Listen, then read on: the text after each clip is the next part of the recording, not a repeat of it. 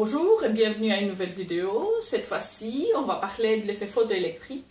La matière se trouve en paragraphe 1.1 de votre cours de thermodynamique. Cette vidéo va être longue, mais cette vidéo va être vraiment importante et il faut vraiment que vous compreniez ce qui se passe pour ce qui va suivre les exercices, le reste des quantiques. Alors, reprenons l'histoire. Vers la fin du 19e siècle, père et fils Becquerel. Vous avez entendu parler en fait de ça.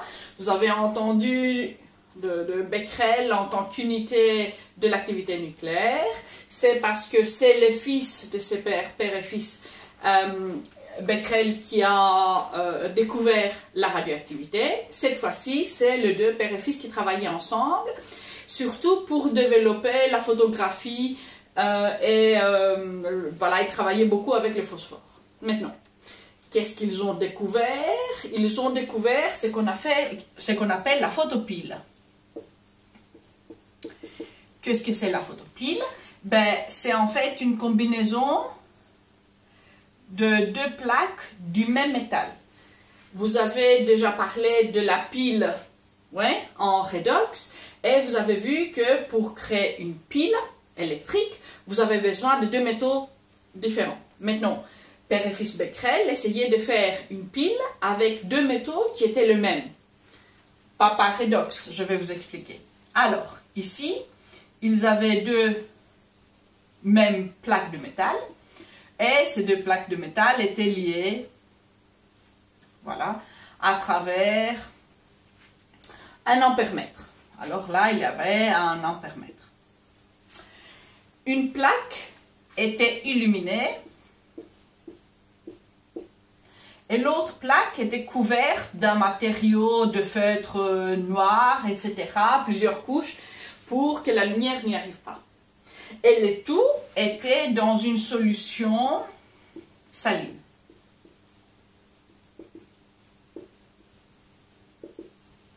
Ce qu'ils ont trouvé, père et fils, c'est que en combinant en fait de cette façon les deux plaques de métal qui étaient du même matériau, ils pouvaient produire un petit courant, même si en fait on avait deux plaques les mêmes. Comment ça s'est fait? Ben, c'était avec l'aide de la lumière. Dès que la plaque devant était illuminée par une lumière forte, on avait un courant, on parle dans l'ordre de microampères. Et on parle de différence de potentiel de 1 ou 2 millivolts. Ce n'est pas vraiment beaucoup. Hein. Vous n'allez pas faire fonctionner votre GSM avec ça. Mais c'est quelque chose. Ils ont découvert, ils ont travaillé un peu, mais ils ont été déçus parce qu'ils ont fait différentes choses, mais ils n'arrivaient pas à produire en fait un voltage qui pourrait faire fonctionner n'importe quoi. Alors ils ont abandonné, mais ils ont publié ce qu'ils ont trouvé. Quelqu'un du nom de Heinrich Hertz, que peut-être vous avez entendu parler, il lit, alors Heinrich Hertz, un ingénieur physicien allemand, ok, il lit leurs publications et il a une idée. Lui, il vient d'un background qui était sur l'électromagnétisme. Il avait travaillé avec Maxwell. Il avait en tête les équations de Maxwell sur l'électromagnétisme.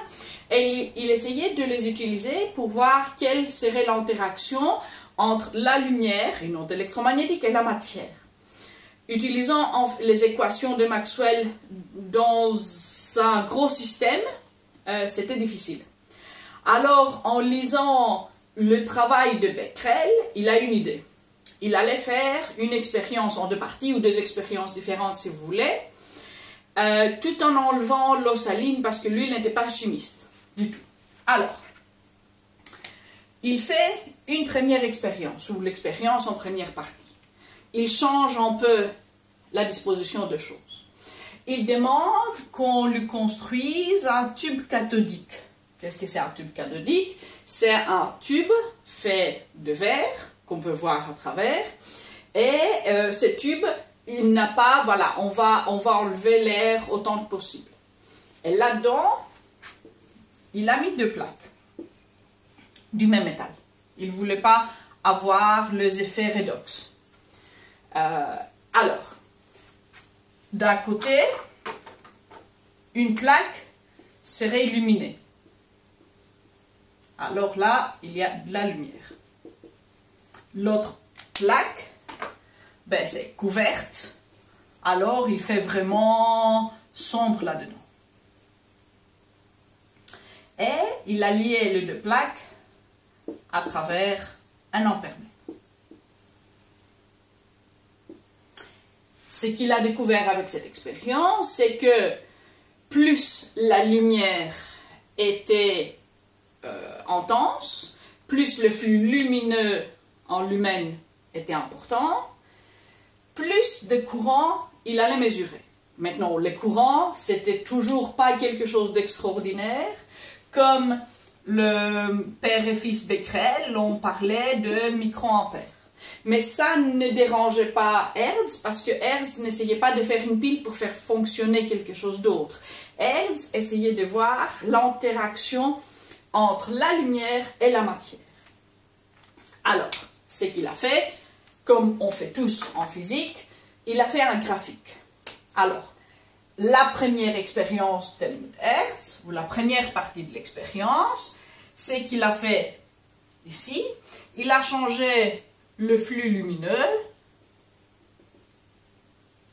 ça veut dire l'intensité de lumière qui tombe là-dedans, et le courant obtenu. Et ce qu'il a vu, c'est que quand il n'y avait pas d'illumination, pas de lumière, c'était 0, il n'y avait pas de courant, et que le courant, en fait, montait avec les flux lumineux. Maintenant, ça c'est comme il l'avait entendu en fait. Il attendait comme ça. Pourquoi? Parce que le flux lumineux, le plus la lumière a de l'intensité, le plus la lumière a d'énergie, alors ça va expulser encore plus d'électrons. On a vu hier comme quoi la lumière peut expulser d'électrons, alors on a plus de courant. Mais plus de courant peut être provoqué par 2 choses. Soit plus d'électrons expulsés,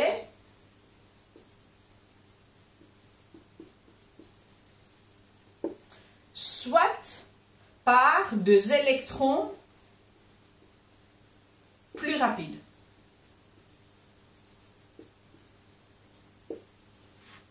Parce que si vous avez, disons, 10 électrons qui avancent à une vitesse de 5 mètres par seconde, c'est finalement, vous aurez exactement le même courant.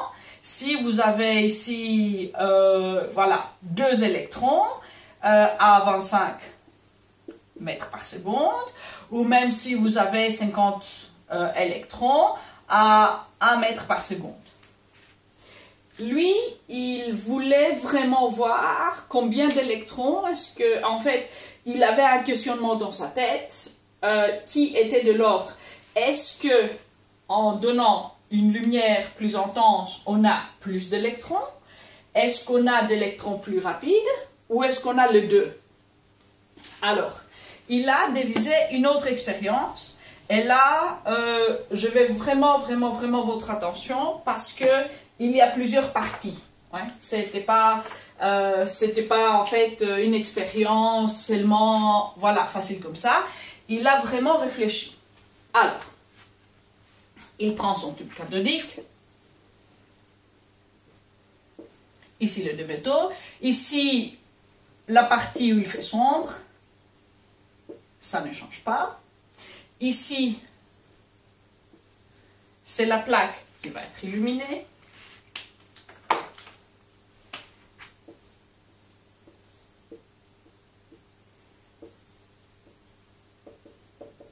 Alors, lumière.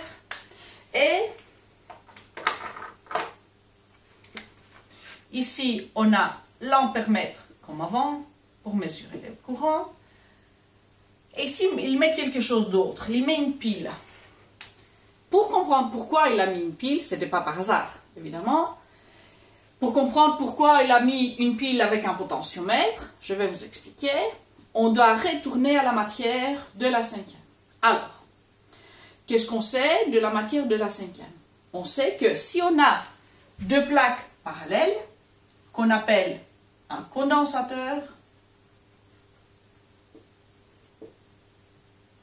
et on a une plaque négative, une plaque positive, il y aura une énergie en fait associée avec ces systèmes. Si vous avez par exemple un électron ici, sur cette plaque, l'électron va être repoussé de là, de la plaque négative vers la plaque positive. Maintenant, si vous faites les contraires, si vous avez un électron ici, mais que cet électron a une vitesse contre courant. Pour que l'électron arrive de ces côtés-là contre courant, il faut que son énergie cinétique soit, voilà, limite même que l'énergie potentielle d'un condensateur. Ça veut dire que quand l'électron est comme ça, il y a une énergie qui le tire en fait vers le plus. Même l'électron a une vitesse vers le moins. Pour qu'il arrive au moins, l'énergie cinétique de l'électron, qui va être 1 sur 2 fois masse fois la vitesse au carré, doit être égale à l'énergie potentielle du contre-courant, qui est Q, qui est la charge, ok, fois le potentiel V. La différence de potentiel, c'est qu'on appelle le voltage. Finalement, ce n'est pas différent de la chose que moi, je vais lancer quelque chose dans l'air pour que le marqueur arrive au plafond contre la force de la gravité qui le tire vers le bas. L'énergie que je vais lui donner ici doit compenser pour l'énergie potentielle pour arriver jusqu'au plafond. Et dans la limite, okay, l'énergie cinétique que je vais lui donner pour qu'il arrive avec une vitesse 0 doit être même avec la différence d'énergie potentielle de ma main jusqu'au plafond. Lui, il savait ça. Pourquoi il fait ça? Pourquoi est-ce qu'il utilise ça? En fait, il met ici une pile qui va être contre-courant. Alors, ce qu'il veut faire, il veut faire de cette pile, cet électrode, pardon, une électrode négative. Alors, il met le petit morceau ici, le petit morceau là. Pourquoi négative? Parce que la lumière va tomber en fait sur la plaque, va expulser des électrons. Et les électrons vont être expulsés n'importe comment. Il n'y a pas de préférence vers où les électrons vont partir. Ok? Mais parmi le milliard d'électrons qui vont partir, il y aura un électron qui va partir avec une vitesse vers la plaque négative. Si on ne met pas de voltage, on met seulement l'ampère-mètre, on va mesurer un petit courant. Si on met ici un voltage V qui fait que l'énergie potentielle qu'il donne est égale à l'énergie cinétique de l'électron, alors l'électron ne va pas arriver. Ne va jamais arriver sur la plaque. Qu'est-ce qu'il a fait maintenant? Hertz. Il n'a pas mis une batterie là qu'on connaît, de voltage spécifique. Il a mis une batterie avec potentiomètre. Ça veut dire qu'il savait changer le voltage comme nous on change sur la source quand on veut. Il mettait d'abord à 0, il illuminait la plaque et puis il commençait à monter ces voltages, ces potentiels. Et quand le courant devenait 0, on appelait là le potentiel d'arrêt. On l'écrit souvent V0 aussi. Alors, les potentiels d'arrêt fois la charge d'un électron là on va les prendre positifs parce qu'on veut, voilà, on veut seulement l'énergie dans l'absolu. Alors ça va être égal à ces points-là, 1 sur 2 fois la masse de l'électron fois la vitesse de l'électron au carré. De cette façon, il a su mesurer l'énergie cinétique des électrons.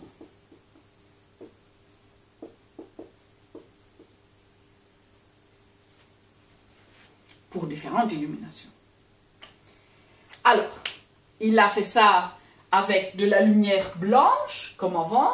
Alors là, il avait utilisé lumière blanche. Là, il a utilisé au début lumière blanche. Et la première chose qu'il a vue, c'était quelque chose de bizarre. Alors, c'est en fait à quoi on s'attend, c'est que on donne plus d'énergie, alors les électrons vont partir avec plus de vitesse. Si on tape sur une balle avec plus d'énergie, ben, les électrons, voilà, la balle va partir plus vite, alors il s'attendait à voir la même chose. Or, ce n'était pas le cas. Ce qu'il a vu, c'est que finalement l'énergie cinétique des électrons n'était pas différente, seulement il y avait plus d'électrons. Alors, de ces cas-là, là où il cherchait pourquoi est-ce qu'on avait plus de courant, ce qu'il a vu, c'est que la lumière, l'intensité de la lumière, le flux lumineux va donner plus d'électrons. Alors, il a eu l'idée, M. Hertz, il se connaissait ses fréquences, il a eu l'idée, après, d'utiliser pas une lumière blanche, d'utiliser une lumière colorée. Il connaissait les liens entre couleur et fréquence. Voilà. C'est pas pour de rien qu'on a donné son nom pour faire notre unité des fréquences. Et là, les choses ont commencé à devenir encore plus bizarres de ce qu'il s'attendait. Alors, ce qu'il a fait, il a varié cette fréquence de la lumière colorée. Et il a fait le graphique. Ça, c'est le potentiel d'arrêt, que vous pouvez aussi écrire V0, ok, en volts, ou millivolts, ok, plutôt. Peu importe, on verra. Ça dépend en fait finalement le métal. Et ici, on a la fréquence de la lumière. La fréquence, jusqu'à maintenant, on l'a dénotée par la lettre F. Mais maintenant, on va prendre les symbolismes que Hertz a utilisés. Hertz était allemand. Je vous ai déjà parlé de l'amour des Allemands pour les lettres grecques.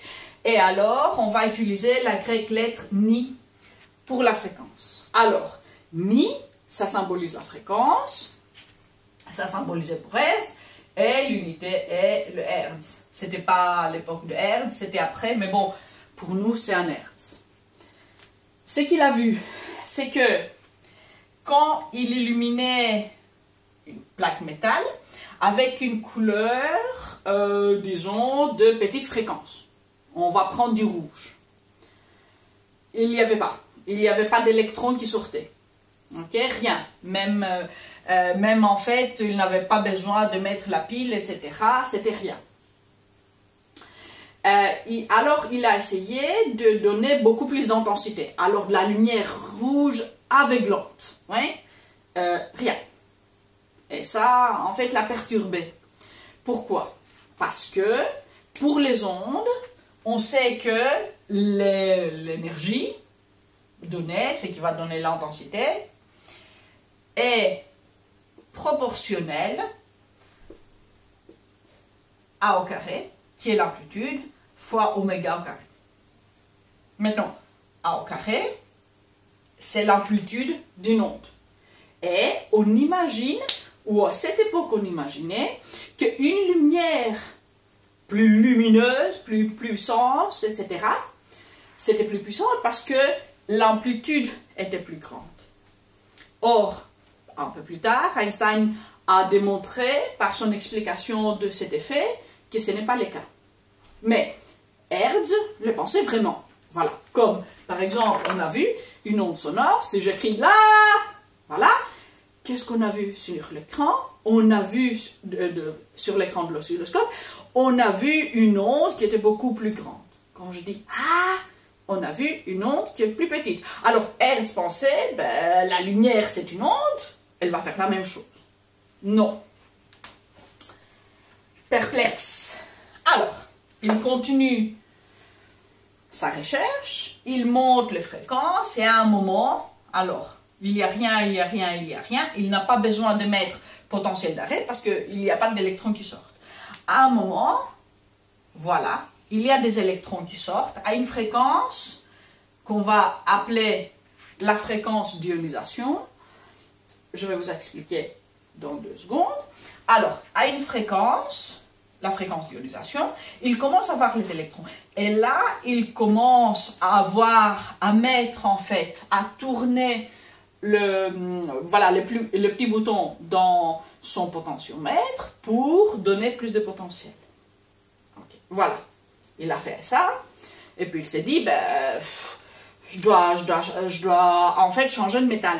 Peut-être c'est le métal que je choisis. Choisis un autre métal. Je vais prendre le rouge pour montrer.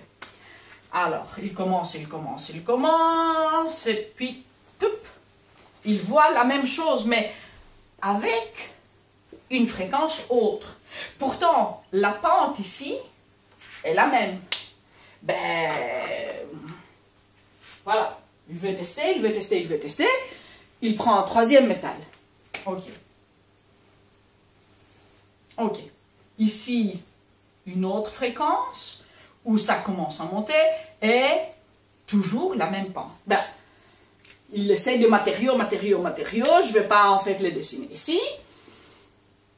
Et alors, il voit toujours même comportement. Alors, on a jusqu'à une fréquence spécifique, on n'a rien. Et puis, on a finalement toujours, en fait, une montée qui est proportionnelle et qui est toujours la même, peu importe le matériau, parce qu'il n'a pas seulement étudié, en fait, le métaux, il a mis n'importe quoi. Il a commencé à essayer différentes choses, ou à essayer de métaux qui ont une couverture, par exemple, d'oxyde, qui ont une couverture, de plastique, etc. Alors, il a vraiment étudié plusieurs choses et il a toujours vu le même comportement. Mais ces comportements étaient vraiment au contraire de ce à quoi il s'attendait. Okay. Alors, il fallait une explication. Maintenant, Hertz, il s'est gratté la tête, mais rien n'est sorti. Il ne savait pas que dire. Mais un peu plus tard, quand on commence en fait ce qu'on appelle l'école de quantique avec Planck, on commence la base pour une explication. Et cette explication est sortie de la bouche d'Einstein. Alors, je vais effacer un tout petit peu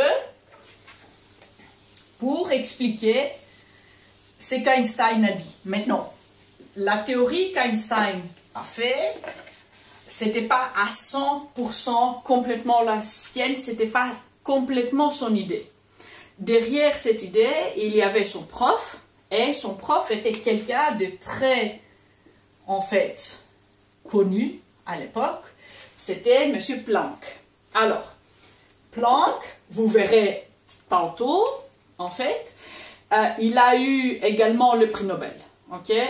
Einstein a eu le prix Nobel pour l'explication qu'il a donnée, et Planck a eu le prix Nobel l'année suivante pour la mesure de ces H. Mais la mesure de ces H, en fait, Planck a fait avant qu'Einstein fasse son explication.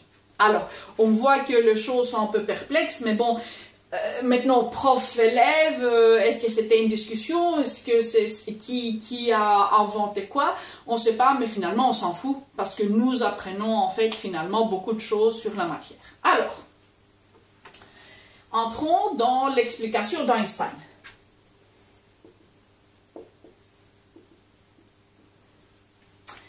Einstein a dit que si vous avez une lumière, alors ici je vais faire, je sais pas, une lampe de torche, etc.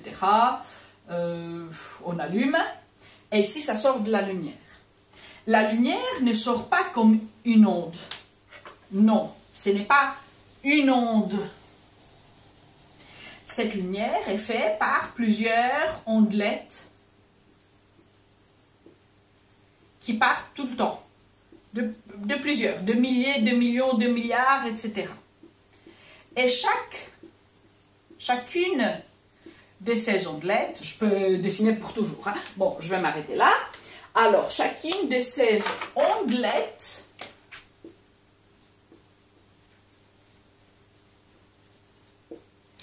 a une énergie spécifique. Alors, chacune de ces ondelettes aura une énergie qui va être donnée par la constante qui est ici, en fait, la pente, finalement, fois la fréquence. Et ça, il appelait les photons. Alors, les photons, c'est un paquet d'énergie ondulatoire d'une petite ondelette qui est séparée de toutes les autres. Et il a dit que cette ondelette ne va pas interférer avec tous les autres, ne va pas entrer, disons, en union avec les autres.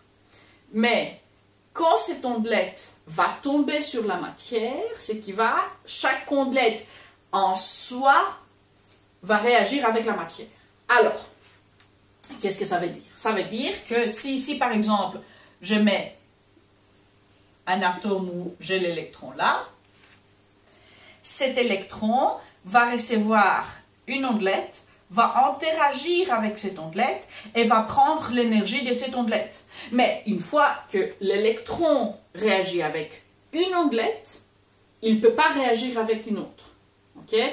Ou il peut le faire, mais à un moment plus tardif. Et c'est temps, en fait, que ça se passe, c'est quasi instantané, c'est 10 puissance moins 9 secondes par interaction. Alors, pendant ce temps, 10 moins 9 secondes, l'électron ne peut qu'interagir avec une ondelette.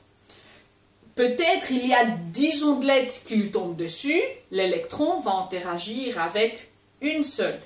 Okay? Voilà, c'est très souvent on fait l'analogie avec l'ovule et le sperme, mais c'est pas une bonne analogie. Là, on a des jumeaux et on a des jumeaux en classe, alors je ne vais pas rentrer là-dedans. Mais bon, bref. Ce qui se passe, la lumière finalement est faite par des ondelettes qu'on appelle des photons et qui vont seulement interagir une à la fois avec la matière, avec l'électron. Alors, ça, c'est pas vraiment une propriété d'onde, c'est une propriété de la matière.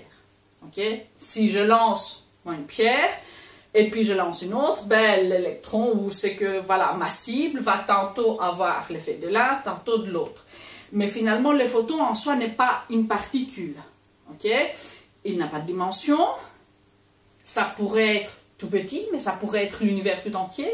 Ou peut-être l'univers tout entier se trouve dans un photon. On ne va pas entrer là-dedans, parce que c'est sorti en fait finalement de la matière. Mais on va rester à ce que ça veut dire. Qu'est-ce que ça veut dire à propos de l'expérience qu'on a ici? Alors, Einstein dit que les photons qui vont tomber sur l'atome, alors ici on a voilà, l'atome, ici l'électron. Alors, il y aura une ondelette qui aura de l'énergie H, la constante, fois μ. Okay? La constante que déjà Planck avait mesurée, qui est 6,6 fois 10 puissance moins 34, vous voyez que c'est petit quand même, c'est joule fois seconde. Okay, je vais écrire, est égal ici. Alors, l'ondelette aura cette énergie. Cette énergie sera absorbée totalement. Il n'y a pas une possibilité que l'électron absorbe la moitié vraiment de cette ondelette. Parce que cette ondelette, soit existe, soit n'existe pas. Dès qu'elle entre en interaction avec la matière, elle cesse d'exister. Alors, qu'est-ce qui se passe? L'électron va prendre d'énergie. Une partie de cette énergie va le faire, en fait, partir de l'atome, va lui donner l'énergie nécessaire pour que ça parte de l'électron. Alors, ça, on appelle le travail d'ionisation.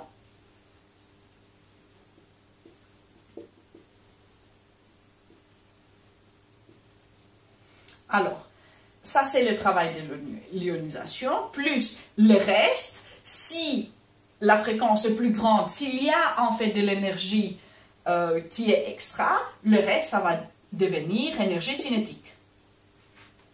Ça explique exactement ce qui se passe ici. On va donner autant d'énergie d'un côté, avec notre ondelette, et ce qu'on va récupérer, c'est voilà, le travail pour partir, qui va être en fait égal H fois mi0. Mi0, vous voyez ici, c'est le seuil, la fréquence seuil pour commencer à avoir des électrons qui sont expulsés. Plus, s'il y a davantage, énergie cinétique. Et cette énergie cinétique est égale, regardons ici, la charge de l'électron fois le potentiel d'arrêt. Voilà l'explication d'Einstein qui collait avec tout.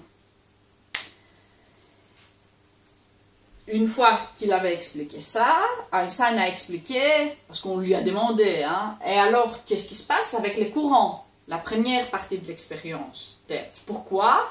Quand on donnait plus d'intensité lumineuse, on avait plus de courant.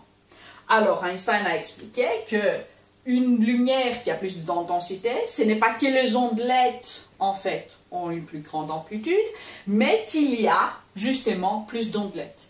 Plus d'ondelettes, ça veut dire plus d'électrons libérés.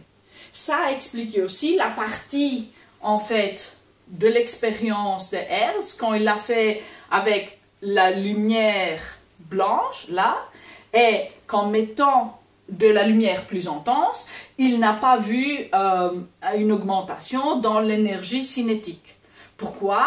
Il mettait plus d'ondelettes, alors il avait plus d'électrons qui sortaient, mais les électrons ou l'énergie cinétique des électrons ne demandait pas de combien d'ondelettes on envoyait, mais de la fréquence de l'ondelette spécifique qu'on donnait. Alors, je vais effacer le tableau pour mettre en ordre les formules qu'on va utiliser dans une prochaine vidéo où on verra un exercice. Alors, qu'est-ce qu'on a appris à propos de l'effet photoélectrique? D'abord, il y a eu 2 prix Nobel pour Planck, prix Nobel pour Einstein. Alors, c'est quelque chose de très important. Hertz, il a fait l'expérience, il a bien réfléchi, mais il n'aboutit à rien. Il a été récompensé pour autre boulot par la communauté scientifique. On a fait une unité à son nom. Et voilà, c'est qu'on a appris. Alors, la lumière est composée par plusieurs ondelettes.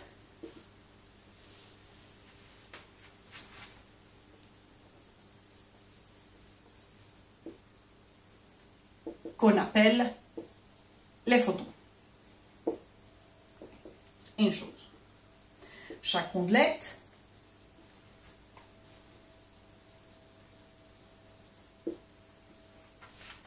possède une énergie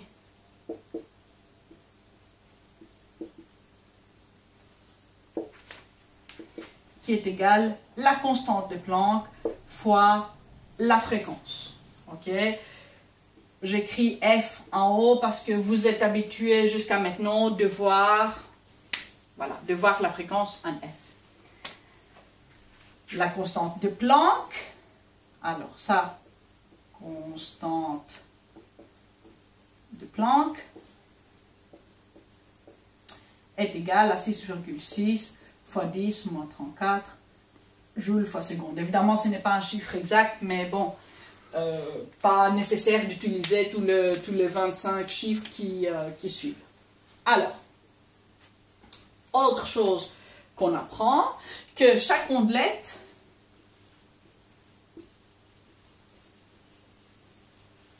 peut, oui, ce n'est pas obligé que chaque ondelette va réagir avec la matière, chaque ondelette peut interagir avec la matière.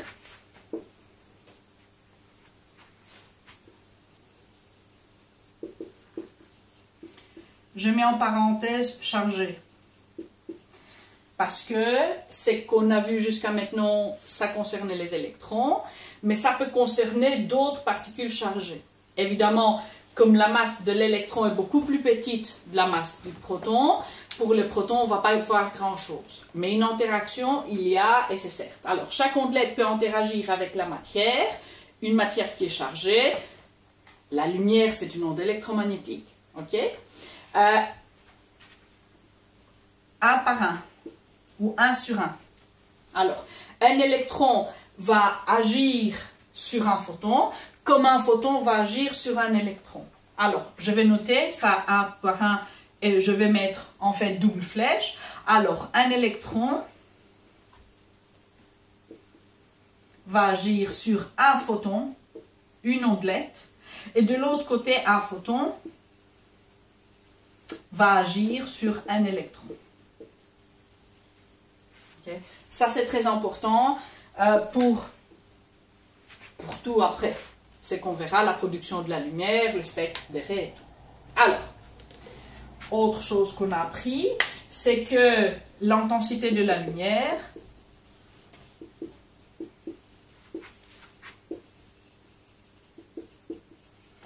n'a rien à faire avec l'amplitude de chaque ondelette, mais à faire avec le nombre de ondelettes.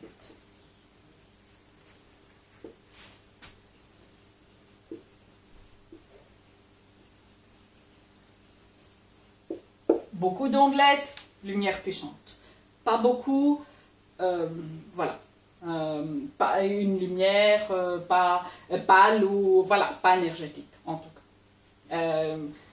Bon, je ne peux pas seulement dire pas énergétique parce que l'énergie dépend des photons. Ok. Alors, à la fin, je vous donne les formules. Alors, H fois Ni, ça c'est énergie de l'ondelette qu'on appelait photon va être le travail d'ionisation, évidemment en joules,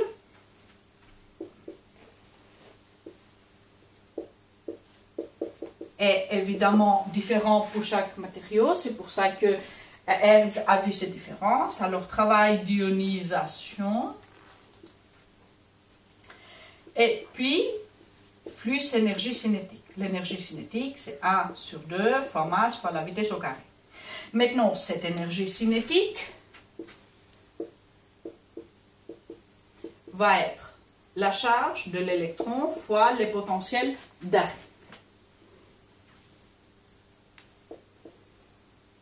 Okay. La charge de l'électron, on prend à l'absolu, on a dit 1,6 fois 10 moins 19 coulombs. C'est une valeur que je vais vous demander d'apprendre par cœur, comme la célérité de la lumière. H, je vais vous donner, et voilà, le reste. Ça va, en fait, vous allez voir ces formules dans différentes expressions. Alors, tantôt, vous aurez ça et ça pour calculer l'énergie cinétique ou le potentiel d'arrêt. Tantôt, je vais vous donner les potentiels d'arrêt et le travail d'ionisation pour trouver la couleur de la lumière, etc. Et finalement, on va tourner sur ces mêmes formules. Pour ne pas oublier, il y a la formule qui va lier la fréquence avec la longueur d'onde. Ça, déjà, vous connaissez la formule d'onde, qui est C, la célérité de la lumière. Ça va être la longueur d'onde fois la fréquence. Cette fois-ci, on ne va pas l'écrire F, mais on va l'écrire ni, utilisant de lettres grecques. Alors, c'est tout pour aujourd'hui. Je vais suivre avec 2 petites vidéos avec 2 petits exercices sur l'effet photoélectrique pour voir de différents cas de figure. Alors, pour le moment, je vous dis au revoir et à une prochaine.